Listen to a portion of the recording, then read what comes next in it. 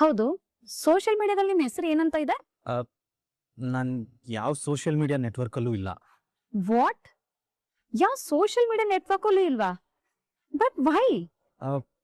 ಅದೇನೋ ಗೊತ್ತಿಲ್ಲ. ಈ ಪ್ರೊಫೈಲ್ ಅಪ್ಡೇಟ್ ಮಾಡೋದು, ನಮ್ಮ ಫೋಟೋಸ್ ಹಾಕೊಳ್ಳೋದು, ನಾವ್ ಏನ್ ಮಾಡ್ತಿದೀವಿ, ಎಲ್ಲಿ ಹೋಗಿದೀವಿ, ನಮ್ಮ ಪರ್ಸನಲ್ ಲೈಫ್ನೆಲ್ಲ ಪಬ್ಲಿಕ್ ತುಂಬಾ ತೋರಿಸ್ಕೊಳ್ಳೋದು ನಂಗೆ ಇಷ್ಟ ಆಗಲ್ಲ. ಮತ್ತೆ ಹೇಳಿ, ನಿಂಗೆ ಟ್ರಾವೆಲಿಂಗ್ ಅಂದ್ರೆ ಇಷ್ಟನಾ? ಟ್ರಾವೆಲಿಂಗ್ ಏನು ಅಷ್ಟೊಂದು ಹೆಚ್ಚಾಗಿ ಮಾಡಲ್ಲ.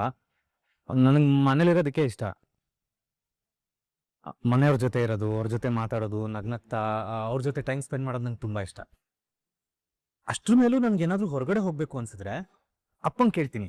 ಆಗ ಅಪ್ಪ ಎಲ್ರನ್ನೂ ಸೇರಿಸಿ ಒಂದು ಫ್ಯಾಮಿಲಿ ಟ್ರಿಪ್ ಕರ್ಕೊಂಡು ಹೋಗ್ತಾರೆ. ಮಜ್ವಾಗಿರುತ್ತೆ. ಹೌದು, ನೀವು ಯೂಸ್ ಮಾಡೋ ಕಾರ್ ಯಾವುದು? ನನ್ನ ಹತ್ರ ಕಾರ್ ಇಲ್ಲ. ಹಾಗಿದ್ರೆ ಬೈಕಾ? ಇಲ್ಲ, ಅದು ಮನೇಲಿ ಅಪ್ಪಂದೊಂದು ಲೂನಾ ಇದೆ, ನನ್ನ ತಮ್ಮಂದೊಂದು ಬೈಕ್ ಇದೆ. ಅವನು ಕಾಲೇಜ್ಗೆಲ್ಲ ಅದರಲ್ಲೇ ಹೋಗೋದು. ನಾನು ಬಸ್ಸಲ್ಲೇ ಓಡಾಡ್ತೀನಿ. ಕಾರ್ ತಗೊಂಡ್ರೆ ಸುಮ್ಮನೆ ಖರ್ಚು ಜಾಸ್ತಿ ಅಂತ ಅಪ್ಪ ಹೇಳ್ತಿದ್ರು. ಅದಕ್ಕೆ ನಾನು ಕಾರ್ ಬಗ್ಗೆ ಯೋಚನೆ ಮಾಡೋದೇ ಬಿಟ್ಬಿಟ್ಟೆ. ಅಟ್ಲೀಸ್ಟ್ ಬೈಕ್ ಆದ್ರೂ ಇರ್ಬೇಕಲ್ವಾ? ಹೇಗೆ ಓಡಾಡ್ತೀರಾ ನೀವು? ಅಯ್ಯೋ, ಅದೇನಾಗೋಗಿತ್ತು ಅಂದ್ರೆ ತುಂಬಾ ವರ್ಷದ ಹಿಂದೆ ನಾನು ಬೈಕ್ ಓಡಿಸ್ಬೇಕಾದ್ರೆ ಸ್ಕಿಡ್ ಆಗಿ ಬಿದ್ದೋಗ್ಬಿಟ್ಟಿದೆ. ಆಗ ಅಪ್ಪಂಗೆ ತುಂಬಾನೇ ಟೆನ್ಷನ್ ಆಗೋಯ್ತು. ಅವ್ರು ಟೆನ್ಷನ್ ಮಾಡ್ಕೊಂಡಿದ್ ನೋಡಿ ನಾನು ಬೈಕ್ ಓಡಿಸೋದೇ ಬಿಟ್ಬಿಟ್ಟೆ. ಈಗೇನಾದ್ರೂ ಅವಶ್ಯಕತೆ ಇದ್ರೆ ಅಪರೂಪಕ್ಕೆ ಒಂದೊಂದ್ಸತಿ ಓಡಿಸ್ತೀನಿ ಅಷ್ಟೇ.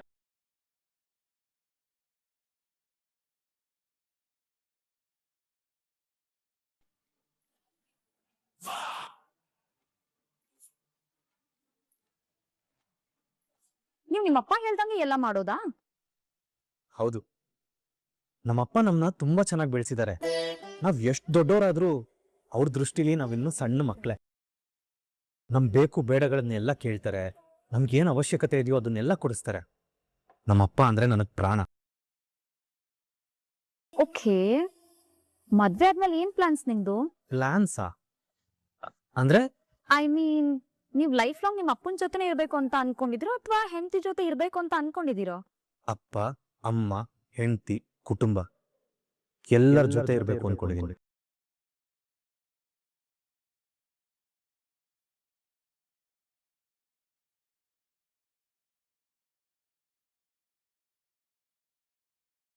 ಹೌದು, ನಾನು ಆಕೆಯಿಂದ ನೋಟಿಸ್ ಮಾಡ್ತಾನೆ ಇದ್ದೀನಿ.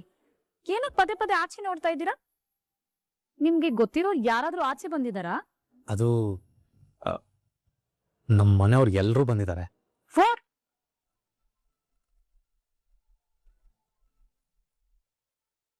ಅವರೆಲ್ಲ ನಿಮ್ ಮನೆಯವರ? ಅವ್ರು ಇಲ್ಲಿ ಯಾಕೆ ಬಂದಿದ್ದಾರೆ? ಅಲ್ಲ, ನಾನ್ ನಿಮ್ಮನ್ನ ಪರ್ಸನಲ್ ಆಗಿ ಮೀಟ್ ಮಾಡ್ಬೇಕು ಅಂತ ಮೀನವ್ರ ಹತ್ರ ಹೇಳಿದ್ನಲ್ಲ. ಹೌದು, ಆದ್ರೆ ನಾನು ಯಾವತ್ತೂ ಪರಿಚಯ ಇಲ್ದಿರೋ ಹುಡುಗಿನ ಒಬ್ನೇ ಮಾತಾಡ್ಸಕ್ಕೆ ಅಂತ ಯಾವತ್ತೂ ಬಂದಿರ್ಲಿಲ್ಲ. ಅದಕ್ಕೆ ನನ್ಗೊಂದು ಮಾರಲ್ ಸಪೋರ್ಟ್ ಇರ್ಲಿ ಅಂತ ಅವರೆಲ್ಲ ಬಂದ್ರು ಅಷ್ಟೇ. ಬಿಲ್ ನಾನೇ ಕೊಡ್ತೀನಿ. Thank god.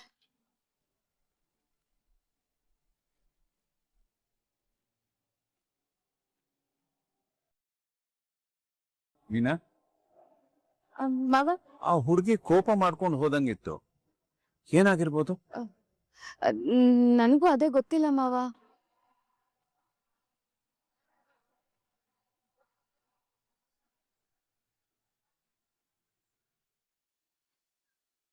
ಹಲೋ ಗೈಸ್, ಈ ಕಾಂಪಿಟೇಷನ್ ಅಲ್ಲಿ ಯಾರು ವಿಜಯಶಾಲಿ ಆಗ್ತಾರೋ ಅವರು ದುಷ್ಯಂತ ಶಾಕುಂತಲ ನಾಟಕದಲ್ಲಿ ಶಾಕುಂತಲೆಯಾಗಿ ಮುಂದುವರಿತಾರೆ.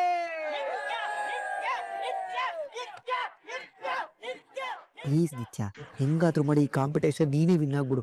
ನೀನೇ ನಾಟಕದ ಹೀರೋಯಿನ್ ಆಗ್ಬೇಕು. ಪ್ಲೀಸ್ ಬೇಬಿ, ನೀನೇ ಗೆಲ್ಬೇಕು. ಡೋಂಟ್ ವರಿ, ಅವಳು ನನ್ನನ್ನು ಬೀಟ್ ಮಾಡಕ್ ಆಗಲ್ಲ. ಅಮ್ಮ, ಆಲ್ ದ ಬೆಸ್ಟ್ ಕಣೆ. ಅಮ್ಮ, ನೀನೇ ವಿನ್ ಆಗ್ಬೇಕು. ಇದು ನೀನ್ ಮಾನ ಮರ್ಯಾದೆ ಪ್ರಶ್ನೆ. ನಾನೇ ವಿನ್ನರ್ ಕಂಡ್ರೆ, no doubt at all. Ready, start now.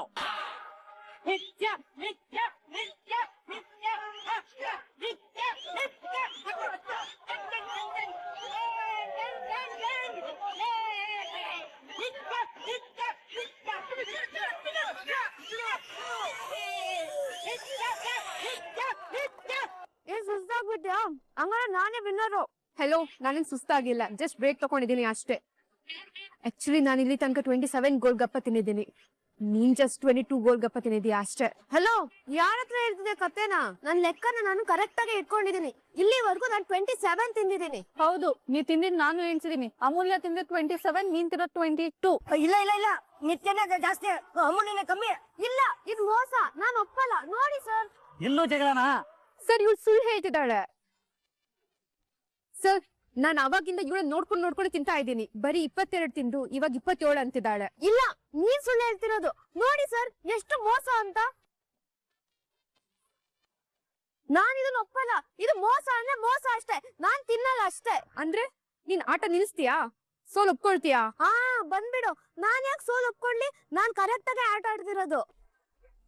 ನಾನೇ ಕರೆಕ್ಟ್ ಆಗಿ ತಿಂದಿರೋದು. ಮೋಸ ಮಾಡ್ರೆ ನಾನ್ ಸುಮ್ನೆ ಇರಲ್ಲ. ಅಲ್ಲ ಮಾಮು, ನೀನ್ 27 ತಿಂದಿದ್ದೀನಿ ಅಂತ ಹೇಳ್ತಿದ್ಯಾ, ಅವಳು 22 ತಿಂದಿದ್ದಾಳೆ ಅಂತ ಹೇಳ್ತಿದ್ದಾಳೆ. ಇವಾಗ ನಾನು ಏನ್ ಮಾಡ್ಬೇಕು ಹೇಳು?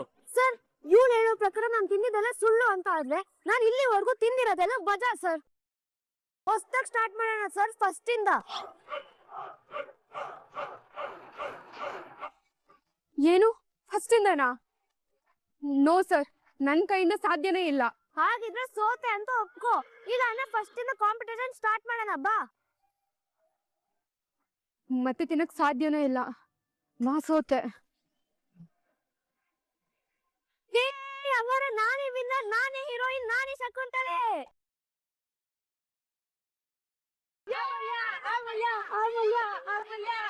ಅಯ್ಯೋ ಕರ್ಮವೇ, ಮತ್ತೆ ಇವಳೆ ಹೀರೋಯಿನ್. ಬನ್ನಿ ಸರ್, ನಾವ್ ನಾಟಕ ಪ್ರಾಕ್ಟೀಸ್ ಮಾಡೋಣ. ಆ ದುಷ್ಯಂತನೂ ಕರೀರಿ. ಬನ್ನಿ ಗರ್ಲ್ಸ್ ನನ್ ಜೊತೆ.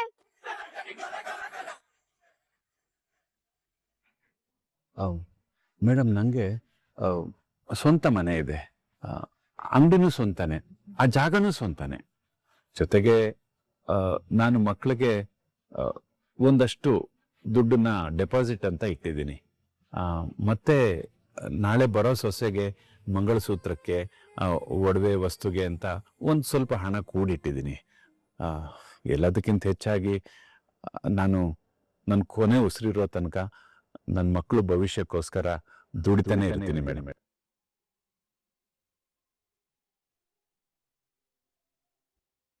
Wow, really great sir.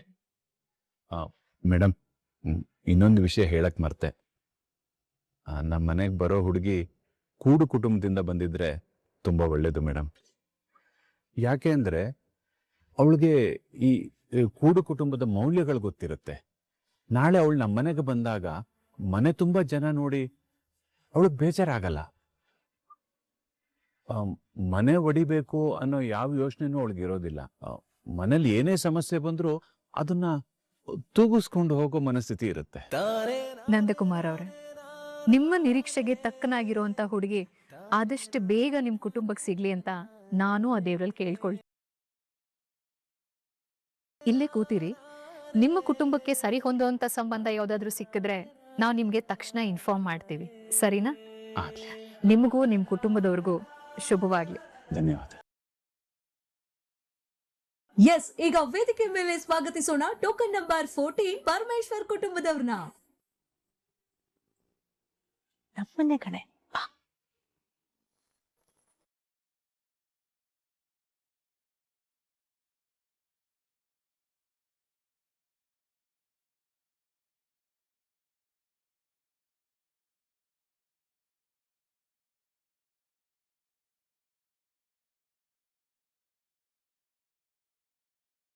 ಈ ಮದುವೆ ಮೇಳಕ್ಕೆ ನಿಮ್ 3 ಜನಕ್ಕೆ ಹೃತ್ಪೂರ್ವಕ ಸ್ವಾಗತ.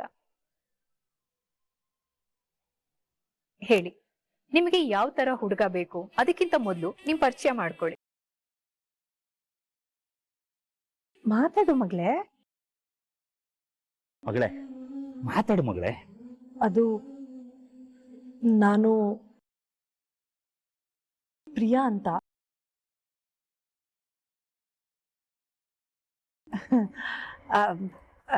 ಕ್ಷಮಿಸ್ಬೇಕು, ನನ್ ಮಗಳಿಗೆ ತುಂಬಾ ನಾಚಿಕೆ ಸ್ವಭಾವ. ಇಲ್ಲಿ ಇಷ್ಟೊಂದ್ ಜನ ಇದ್ದಾರೆ, ಅವಳಗ್ ಮಾತಾಡಕ್ ಆಗಲ್ಲ. ಅದಕ್ಕೆ ಅವಳ ಪರವಾಗಿ ನಾನೇ ಮಾತಾಡ್ತೀನಿ. ನನ್ ಮಗಳ ಹೆಸರು ಪ್ರಿಯಾ ಅಂತ. 23 ವರ್ಷ, MA ಮಾಡಿದಾಳೆ. ಓ, ಏನ್ ಕೆಲಸ ಮಾಡ್ಕೊಂಡಿರೋದು ನಿಮ್ ಮಗಳು? ಕೆಲ್ಸ ಮಾಡೋ ಆಸೆ ಏನೋ ಇವಳಿಗಿತ್ತು, ಆದ್ರೆ ನಾವೇ ಕೆಲ್ಸಕ್ಕೆ ಕಳಿಸ್ಲಿಲ್ಲ. ಯಾಕೆ ಅಂತ ಕೇಳ್ಬೋದಾ? ಅದೇನಂದ್ರೆ ಮೇಡಮ್, ಈಗ ಕೆಲ್ಸಕ್ಕೆ ಕಳ್ಸಿದ್ರೆ ಮದ್ವೆ ಆದ್ಮೇಲೂ ಕೆಲ್ಸಕ್ಕೆ ಹೋಗ್ಲೇಬೇಕು ಅಂತ ಹಠ ಮಾಡ್ತಾರೆ. ಕೆಲ್ಸಕ್ಕೆ ಹೋಗಕ್ ಶುರು ಮಾಡಿದ್ಮೇಲೆ ನಾನ್ ದುಡಿತಾ ಇದ್ದೀನಿ, ನಾನ್ ಯಾರಿಗೂ ಕಮ್ಮಿ ಇಲ್ಲ ಅನ್ನೋ ಅಹಂಕಾರ ಬಂದ್ಬಿಡುತ್ತೆ. ಆತರ ಅಹಂಕಾರ ಎಲ್ಲ ನನ್ ಮಗ್ಳಿಗ್ ಬರ್ಬಾರ್ದು ಅಂತ ನಾವೇ ಕೆಲ್ಸಕ್ಕೆ ಕಳ್ಸಿಲ್ಲ. ಮತ್ತೆ ಈ ಹೆಣ್ಮಕ್ಳು ಮದ್ವೆ ಆದ್ಮೇಲೂ ಕೆಲ್ಸ ಎಲ್ಲ ಮಾಡ್ಕೊಂಡಿದ್ರೆ ಪಾಪ ಅತ್ತೆ ಮಾವನ್ನೆಲ್ಲ ನೋಡ್ಕೊಳ್ಳೋದು ಯಾರು ಹೇಳಿ?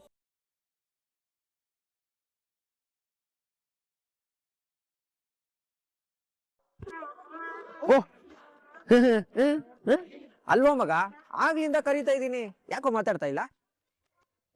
ಯಾಕೋ ನಿಂತಿದ್ಯಾ? ಏನಿಲ್ಲ ಕಣ, ಒಂದು ಜಿರಳೆ ಬಂದಿತ್ತು, ಇವಾಗ ಅದು ಎಲ್ಲಿ ಓಡೋಯ್ತೋ ಗೊತ್ತಿಲ್ಲ, ಅದನ್ನೇ ಹುಡುಕ್ತಾ ಇದೆ. ಬನ್ನಿ ಬನ್ನಿ, ಅಲ್ಲಲ್ಲಿ ಕುತ್ಕೊಂಡು ಮಾತಾಡೋಣ. ಹಾ,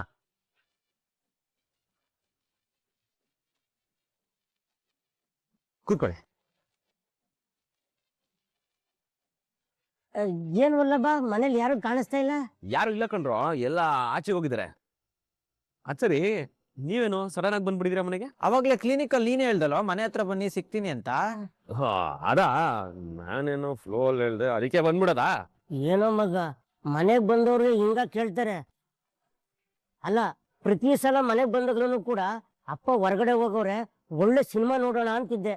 ಇವಾಗ ನೋಡಿದ್ರೆ ಈ ತರ ಹೇಳ್ತಿದ್ಯಾ, ಯಾಕೋ ಮಗ? ಅಲ್ಲ ಕಣ, ಅವಾಗ್ಲೇ ಕ್ಲಿನಿಕ್ ಅಲ್ಲೂ ಸರಿಯಾಗಿ ಮಾತಾಡ್ಸಿಲ್ಲ. ಯಾಕ ತುಂಬಾ ಬದಲಾಗಿದೆ ಬಿಡು ಮಗ ನೀನು. ಏ, ಅದೇ ನಿಲ್ವೋ ಬ್ಯಾಟ್ರಿ, ಅದು ಅಷ್ಟಕ್ಕೂ ನಾವು ಬಂದಿದ್ದು ಸುಂದರ ಮಾಮಲ್ಲ ನೋಡ್ಕೊಂಡು ಮಾತಾಡ್ಸ್ಕೊಂಡು ಹೋಗೋದಕ್ಕೆ. ಎಲ್ಲಿ ಅವರು ಕಾಣಿಸ್ತಾ ಇಲ್ಲ? ಅದು ಅವ್ರಿಗೆ ಜ್ವರ ಕಮ್ಮಿ ಆಯ್ತು, ಸ್ಟೋರ್ಗೆ ಹೋಗ್ಬಿಟ್ರು. ನೀವು ಓಡಿ. ಮಗ, ನೀನ್ ನಿಜವಾಗ್ಲೂ ನಮ್ಮ ಫ್ರೆಂಡ್ ವಲ್ಲಭನೇನೋ? ಮಾತ್ಗೂ ಹೊರಡಿ ಅಂತಿಲ್ಲ. ಬಾರ ಬಚ್ಚ ಮಗನ.